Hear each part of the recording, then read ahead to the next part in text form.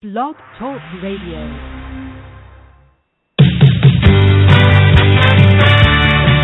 You're listening to Talent Culture's T-Chat Radio. The world of work is live now on the radio with Megan M. Biro and Kevin W. Grossman, because middle initials count. Come down, turn the radio on. Take my hand, turn the radio on. Come on, my favorite song, baby. Let's dance, turn the radio on. All right, now everybody's all loosened up after that wonderful intro song we always do. Welcome, Talent Culture T-Chat Show land. It is Wednesday, June 3rd. My God, it's already June. And I'm actually, for the first time, myself, broadcasting on the show from People Fluent headquarters in Waltham, Massachusetts. Wow. And this time, actually, with my lovely and talented co-host and co-founder, Megan M. Biro, we had dinner together this week. Welcome, Megan. We did. It We happened did. right here in my neighborhood, too. We had an awesome time with you in Davis Square, which is like the hip and happening place to be. I hail, as many of you out there know, I live in Cambridge, Mass., the home of the hipster. So I tell you, every week we have a new trendy restaurant opening up, and we brought Kevin to one of those this week.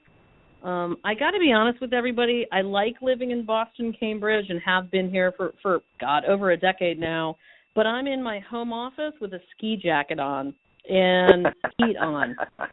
So we have a little bit of disconnect going on here with, I don't know if it's global warming or what's going on, but it's not spring here. It's like it turned winter. So forgive for anybody. I know I've got friends who've been visiting Boston, and Kevin, for your visit.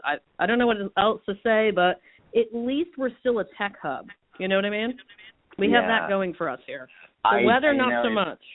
My colleagues gave me a bad time because they said, "Thanks for not bringing the sun this time, California boy." So that didn't work out. But it's supposed to be nice tomorrow, nicer and clearer. So we'll see. There you go. It'll be a pleasant day. But you know what? We've got a great show. A great friend of ours, known this guy for years. We'll introduce him in just a minute. But real quick, let's thank all of our great friends and sponsors that include Jibe, Dice, Recruitify, TalentWise, Hootsuite, IBM Career Builder, Silk Road, of course, People Fluent, and our social analytics partner, HR Marketer Insight, and then our ongoing shout-outs to the Candidate Experience Awards and Talent Board, who are big supporters, council members, and just love that initiative. So what we're going to talk about, last week we talked about, speaking of that, improving the candidate experience and how that empowers a better workforce. Now we're going to talk about not what keeps CHROs up at night, but what helps them sleep at night. I thought it would be twisted a little bit because we're always talking about the problems. There are people out there helping them find solutions, and that's our guest tonight. So we're going to talk about that. We talk a lot about, again, what keeps folks up at night. But, you know, change management isn't easy for organizations today, and we're going to talk a lot about that tonight and how it's really important, how CHROs and business leader counterparts consider a change for their organization. When they do that, they think beyond the ordinary and of course, get regular ongoing business outcomes, and that's what we're going to discuss. So if you're listening right now, and we hope you are, please follow along during the show, tweet away, share insights, say hi to one another, and then we'll jump to the Twitter chat portion at 1:30 p.m. Eastern Time, 10:30 a.m. Pacific Time. And remember that this show, once it is done with the live event, is an ongoing podcast that you can download. So thanks, everybody. And Megan, let's introduce our wonderful guest. I am so excited to introduce a friend and a colleague, somebody I've known for also several years now, Mark Stelzner. He's at Stelzner on Twitter. Mark is the founder of IAHR. He's applying over 20 years of experience in implementing internal and external HR initiatives for, public and private sector clientele worldwide.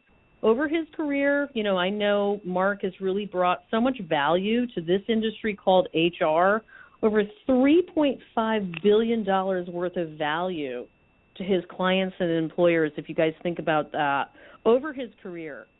He's a highly sought-after voice in the industry. He's been featured in the Wall Street Journal, the New York Times, Forbes, CNN, NPR, among others. He served as the founder of Job Angels. And a shout-out to you, Carlos Gill, because you gave him a shout-out a couple of hours ago on the Twitters. We appreciate that. I have the utmost respect and still do for Job Angels. That was a grassroots nonprofit dedicated to helping people get back to work. And, you know, it was right around that time that Mark and I met. So welcome, Mark. We're so pleased to have you. Hey, thanks, everybody. The only thing you missed is Mark A. Stelzner, because middle initials matter, guys. I want you to remember that. Thank you. Thank you. Yeah. You're right on the money. Right on the. Can you tell us what the A is? Oh boy, I'll let you guys get creative. No, it's just Andrew. My parents are boring. So, oh, that's a wonderful name. That's it's very just nice. Andrew. Yeah. Come on, Andrew. Cool come on, name. exactly. Count. But thanks for having me, guys. Really. Hey there. Are you there, Mark? You still here? Are you there, Kevin W. Grossman?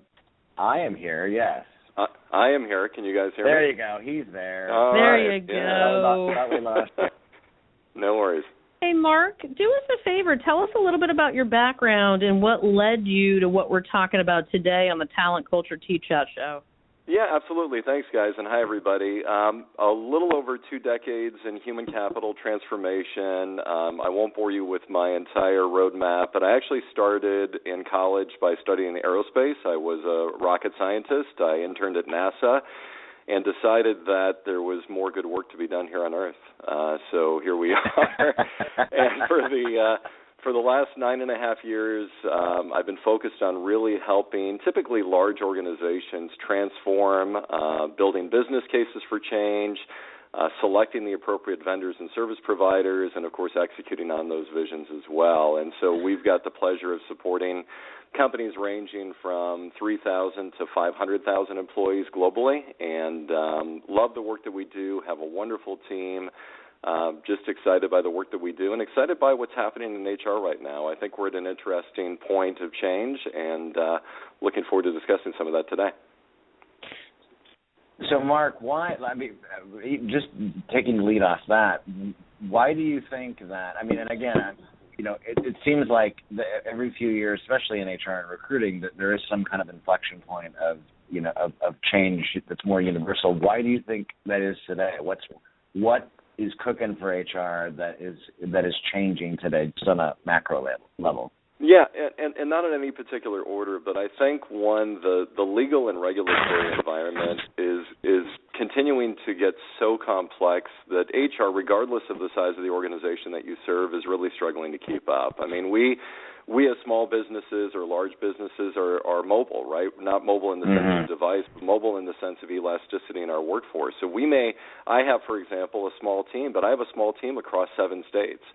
So imagine what I need to do, even as a small employer, to keep track of payroll, keep track of benefits, keep track of everything I need to ensure that I am compliant, even in supporting my small organization. Now multiply that by hundreds or thousands, and you realize that HR never really bounced back from the recession. As a cost center, right. Organizations really struggle to secure resources for their human capital assets. And so at the end of the day, the combination of doing more with less, of an increasingly complex environment, and, of course, the rapidly changing vendor ecosystem in terms of research and development, in terms of venture capital investment, in terms of just the visibility of human capital in the general domain, have all smashed together to create, in some respects, an unprecedented environment for change. And that's both the good news and bad news of what HR is struggling with today.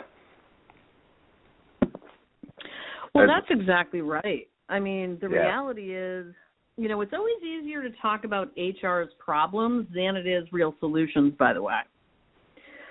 So, it's something to keep top of mind. I think we're all good at talking about the problems, but how many organizations really out there are talking about solutions? So in your estimation, how do you help organizations understand the importance of employee experience with their underlying HR tech ecosystem? What are you doing in a real layman's terms, Yep. Well, I think employee experience, believe me, they know. The organizations that we work with absolutely know the criticality of employee experience. What they're struggling with is how to rationalize their vendor ecosystem and also sort of reinvigorate the notions that were really vogue 10 or 15 years ago of portals and intranets as a unification strategy. So employers certainly recognize that they need to put information in the hands of employees and managers via whatever medium is most convenient to those stakeholders, while ensuring that the context, or the content, I should say, is dynamically presented in the context of those work-life transactions. So in other words, there's a lot of information. There's a lot of various providers that are powering the subcomponents of human capital and payroll. And unfortunately, even when it comes to single sign-on or how do I get access to this or are these systems responsive design and do I have to remember via very complex directory who I call for leave administration and who I call with a question about direct deposit and which system I'm supposed to log into for my performance review and how I do comp planning and how I change my address and ensure that persists across all the systems. This is an absolute nightmare for employers. And so again, what they're looking for is partners that certainly have the capability of presenting their information through whatever medium is available. So whether that's a mobile phone or a tablet or a browser, or even in some cases supporting case management or telephony support via shared services or via outsourcing. Then they're looking for an actual unification strategy, as I said, a portal or an intranet to actually bring that together so that I as the individual really don't care. I don't care about the fact that it's vendor X or vendor Y or vendor Z that's powering this. I just need to know that I can gain access to the information at the exact moment that it's most important to me. And so, the organizations that are really focusing on this, size is not a proxy for complexity. So you can be a 100-person organization or a 100,000-person organization and still struggle with this desire to really improve employee experience. So it is universal. It is a battle that's continuing to be fought, and I think it's really happy hunting for organizations and service providers that are helping to bring these solutions to the market today. You just helped, by the way, rewrite or revise or refresh most of us vendors in the space our value props. So thank you very much. Oh, I'm here to help. Yeah. We thank you very much. That's why he's here. Yeah. You know what? But speaking of that, though, let's flip that then just a little bit because I mean that's critical, and it is. You're right about the whole scaling part. Whether you're a 100-person company or a 100,000-person company, they want that same experience, and they want it to be unique to the user, but it's got to be the same access point regardless of where I'm at and what I'm on, right, to be able to get to the information that I need to get to do my job every day. So flipping that, what do you recommend on the vendor side then, right? Because we're all trying to sell our stuff and to them, and that we all have the best system. By the way, there's too much of it. There's way too much selling and not enough of what we're hearing right now from Mark, which is just information and learning is power. It's not really about selling. It's about how do you empower your organization to do this thing called whatever it is, employee engagement, et cetera. It's almost like a mind shift that needs to happen. Selling is great, but I feel like we're in information overload at this point. There's just too much information. Absolutely, and one of I see several challenges and several solutions. So one of the challenges is that the vendor community today typically approaches this with a servant culture, and what I mean by that is they tend to focus on feature functional capabilities. They focus on saying yes to anything that a client asks. RFPs certainly don't help in that regard by doing 400 question cut and paste responses, which is a whole separate T-chat conversation probably. Correct. But at the end of the day, I really implore providers to do the following. One, I would ask you to actually tell your clients no on occasion. And what I mean by that is no and why. So what the conversations tend to focus on that I'm witnessing is, can you do X? This is the employer asking the vendor community, can you do X, can you do Y? And the answer is yes.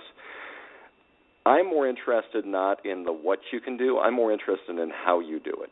Is it done via automation? Is it done via manual intervention? Is it done by a key person sitting in a center, in Waltham, Mass., right, who's very, very smart, but that person needs vacation and leave as well. And so by sort of demystifying and deconstructing how the work is actually performed on the provider side, how the work is actually performed on the client side, and having clear, concise, and transparent conversations about how it will be performed under the New World Order, we start to look at those breakpoints, look at those opportunities for improvement, and look for those opportunities of connective tissue, because no one vendor can solve all the woes of HR and payroll. They can't. There is no perfect solution. There is no perfect vendor.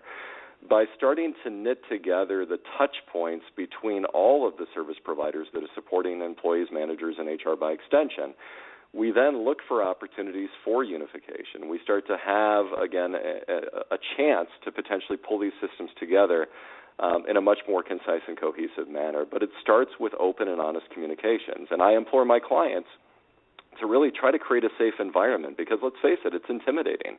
When you're talking to the likes of Williams-Sonoma or Starwood Hotels or big complex organizations, right, it's hard to pause and take a breath and get out of the whack-a-mole hole long enough to look around and say, listen, let's have a deep and meaningful discussion to make sure we're getting everyone to the right destination and that we have a mutual agreement of what success looks like. And then I'd say that the last thing is the vendors need to work better together. So there is already a lot of co-opetition in the market today. And we need to be prepared. You know, there's no unified data repository. There's no unified data transfer protocols. But when we're in the context of a particular transformation, we need the vendors to really roll up their sleeves and recognize that the only way that all boats rise is if we're all rowing in the same direction. And so by helping one another, we actually help the market, we help the client, and we may actually uncover some potential combinations that may be marketable to other organizations in the long term. One of the kind of, yeah, exactly. You're hired, easy sell there, but one of the buzzwords that I actually like and think will create a value prop as we move forward where HR and technology intersect is something called Employee Value Proposition, EVP. Right. How do you recommend, C-level, V-level, and beyond HR getting this into their organization as a actual buzzword that could be valuable to actually agree upon, develop, and activate on something like this? Because I think there's something very interesting and very real about EVP right now. No, great question, Megan, and thanks for that. I think EVP, I think the market, and by market I mean consultants, providers, advisors, are doing an excellent job of raising the notion of the employee value proposition and the criticality of having a well-defined, well-constructed, and easily consumable EVP for organizations of all sizes. This should be, and often is, an organization's true north. And the recommendations I have are as follows. I think it starts with listening to what's happening. And by listening, I mean establishing listening posts. So it certainly helps to survey the population and ask employees and managers and for HR recruiting, talent acquisition to get involved and to try to help define what the EVP is. But you actually need the field. You need to ensure you've got a team of empowered individuals outside of HR who can report on the real-time state of affairs. So you've got to get beyond sort of the natural query and response mechanism. I also think that organizations need to be transparent around whether the EVP once defined is aspirational or is actualized in the current environment. So nothing is more demotivating than seeing, the launch of an EVP pitch, you hear the employee value proposition, and you work at the organization. And you know that there is dissonance between what it is theoretically like to be here than what it is really like to be here on a day-to-day basis. And so if organizations are developing an EVP that is, in fact, aspirational, be transparent about it. Say, listen, this is our true north. This is our destination. We know that we have a lot of work to do, and we need you to help us along that journey, employees and managers. And we need you to tell us how we're doing, and we need to adjust potentially over time. But nothing's more demotivating than something that's theoretical, and frankly will probably drive people out the door more in saying something that just does not match the day-to-day environment. Exactly. Yeah. No. That, and unfortunately, that is still happening. And even though when you look at Gallup research, we're always quoting that, right, the employee engagement side, and that the fact that it has incrementally moved up about 1.25 percentage points over the past 3 years. Whoopsie freaking do, right? I mean, that's great, but that's. I mean, it's not it's not really that dramatic yet, but I think we're moving in that direction. But all of this stuff, Mark, that we're talking about right now, all the things that are happening, the complexity of the work environment, regardless of the size of the organization, really focusing in on empowering the EVP that we just discussed. Let's talk about change management a little bit at the last part of our show, because this is a lot of what you do within the organizations that you work with, and it's always easier, as we said on the outside of the call, to talk about their problems, not their solutions. So how do you approach strategic change management with the HR leaders and business leaders today that you work with? Where do you start? Well, it starts with increasingly difficult conversations with very key stakeholders. And what I mean by that is we being the C-suite and we being the leadership of HR, potentially around the world, right, need to have a common definition of success. And only by defining the destination can we start to break apart what actions need to be achieved to achieve that destination. And organizations are nothing if not fluid today. There's unprecedented merger and acquisition activity. There's unprecedented divestiture activity. So even CEO tenure is averaging maybe 13 to 14 months. So when you've got new leaders coming in, driving the ship every single year, when you've got a rotating set of client requirements, when you yourself need flexibility to respond to the global needs of your clientele, you need a common destination, but you need to know that destination is going to change over the time period by which you're going to be executing against that strategy. We had a really clever client, Williams-Sonoma, start with a graphic. And if you remember the old commercials where somebody was up on a whiteboard, the old UPS commercials, and the guy would draw, well, they hired a graphic artist actually to work side by side with us. And what they did in that instance... Awesome, by the way. There's something... I have friends who do that in New York, and it's like their full-time gig. And it's just a visual representation of a brainstorming session. That could become something real for your culture. Love And it has to bring it to life. You're exactly right, Megan. So at the end of the day, what they did is they laid down their entire infrastructure, their architecture, their vision, and they drew three-headed monsters, and they had people ripping their hair out, and they circled all the systems and color-coded them. Red was on fire and had to change. Yellow, certainly was worthy of note. Green is leave it alone, don't break it. And they basically put this on an 8x8 piece of paper, and they posted it in the C-suite. And what that meant is a couple of things. One, they had a representation of the problem, and then, of course, the next exercise was to actually draw what the solution would look like, which they, in fact, did.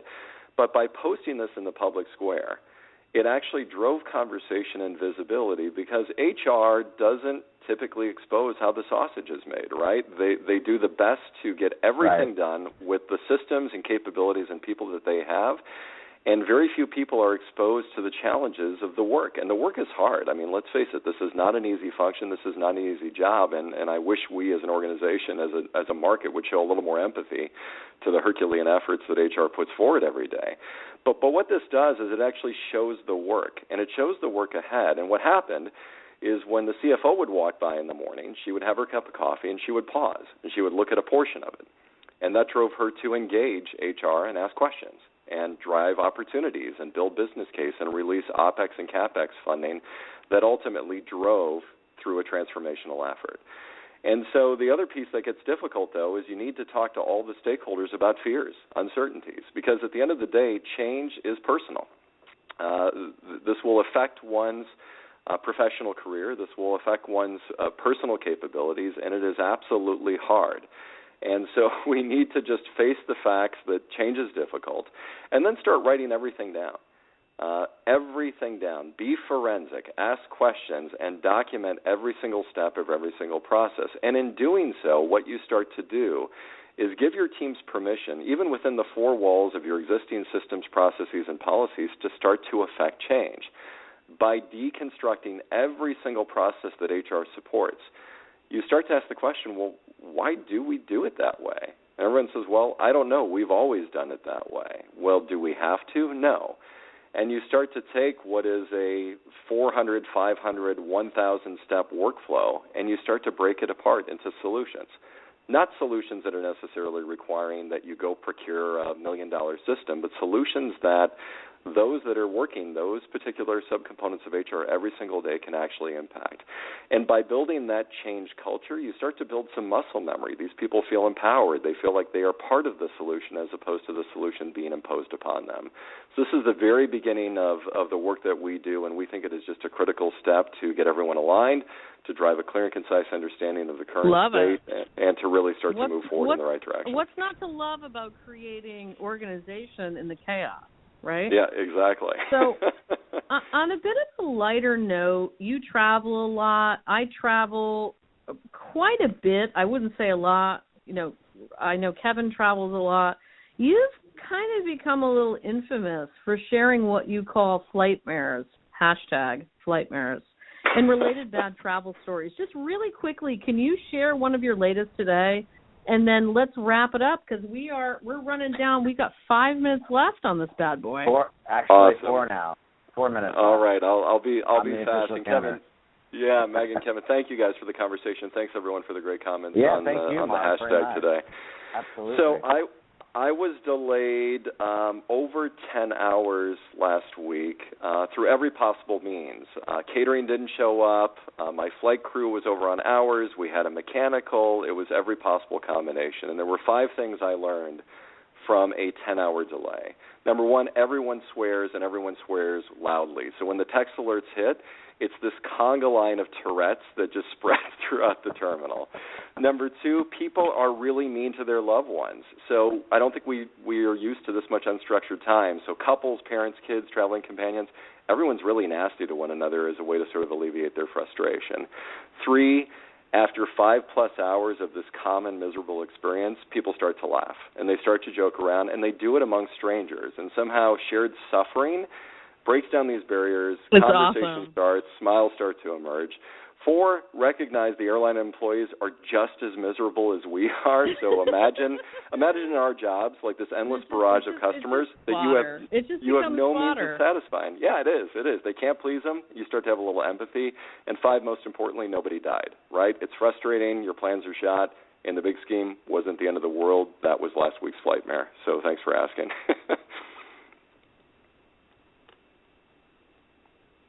Thanks, Mark. You know what? I see your posts, on Facebook since we're connected there too, and I just see that I'm like, man, I shake my head because we've all been there. But you know what? Regardless of you do have to have some level of empathy, no matter how much you may dislike an airline, of what they have to deal with every single day, particularly when things go horribly wrong, and when they do, they go really, really horribly wrong, right?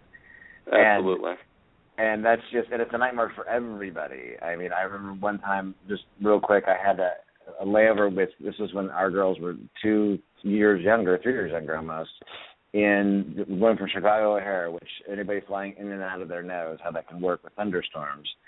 And we ended up with this 8-hour delay, just nightmare with, 2 girls who actually hung in there pretty well, and then like having to rush across the gate thinking we only had 10 minutes, and we're sprinting and pushing stroller and dealing with actually, and some of the people were really good to us on the airline, and some were just completely apathetic. But, thanks for sharing that story. Mark, you're going to join us on Twitter now, right?